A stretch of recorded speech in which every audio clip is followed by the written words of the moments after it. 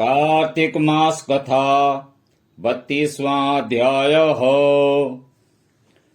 88,000 ऋषि मुनियों से सूत जी के आगे कहा, हे ऋषियों, कार्तिक शुक्ला द्वादशी को ध्वजारोहण करने से संपूर्ण पाप नष्ट हो जाते हैं। चारों वर्ण ब्राह्मण, क्षत्रिय, वैश्य व शूद्र में से जो कोई भी भगवान के मंदिर में झंडी लगाता है वह ब्रह्मा जी और अन्य देवताओं द्वारा सम्मानित होकर विष्णु लोक को प्राप्त होता है। इस बारे में जो कुछ नारद जी ने राजा पृथु से कहा वह कथा मैं तुम्हें सुनाता हूँ, ध्यान पूर्वक सुनिए। देवर्षि नारद जी ने कहा, हे राजन, इस संबंध में एक अत्यंत प्राचीन इतिहास सुनो। बहुत पहले सतयुग में सुमिति नाम का एक चंद्रवंशी राजा था जो भगवान का परम भक्त था। सप्तद्वीपों में उसका शासन था।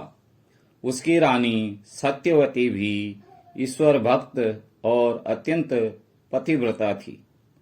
वो भगवान के सामने नृत्य करती तथा कार्तिक शुक्ला द्वादशी को भगवान के मंदिर में ध्वजा बांधा करती थी। एक दिन विभांडक ऋषि वहां पधारे। राजा रानी ने उनका अत्यंत आदर सत्कार किया। उन्हें ध्वजारोहण करते हुए देखकर ऋषि ने कहा, हे राजन, भगवान को प्रसन्न करने के और भी अनेक साधन हैं, तब आपकी इस ध्वजारोहण में इतनी श्रद्धा क्यों है? यह सुनकर राजा ने कहा, हे मुनि, इसका अत्यंत अद्भुत और इतिहास है जिसे मैं आपको सुनाता हूँ। राजा ने कहा, पूर्व जन्म में मेरा नाम मालिन था। मैं ब्राह्मण होकर भी द्वेषी, कुकर्मी, महापापी तथा वैश्यागामी था। इन कुकर्मों के कारण मेरे बंधु बांधवों ने मुझे घर से निकाल दिया। इसके पश्चात वन में जाकर मैं एक टूटे फूटे विष्णु मंदिर में रहने लगा। मैं वन में जीव जंतु तथा मृग मारकर अपनी उदर पूर्ति किया करता था। एक दिन विंध्याचल पर्वत पर रहने वाली कोकिलिनी नाम की एक निषाद कन्या, जिसने अपने पति को मार दिया था, भूख से व्याकुल होकर वहां आई और मेरे पास रहने लगी। संयोगवश कार्तिक शुक्ला द्वादशी को हमने एक कपड़े को बांधकर झंडी सी बनाई और दोनों मदिरा पीकर झंडी हाथ में लिए सारी रात भगवान की मूर्ति के सम्मुख नृत्य करते रहे। नृत्य करते रहने के कारण प्रातःकाल हम दोनों की मृत्यु हो गई। तब यमदूत हमें यमफांस में बांधकर मारते हुए यमराज के पास ले चले।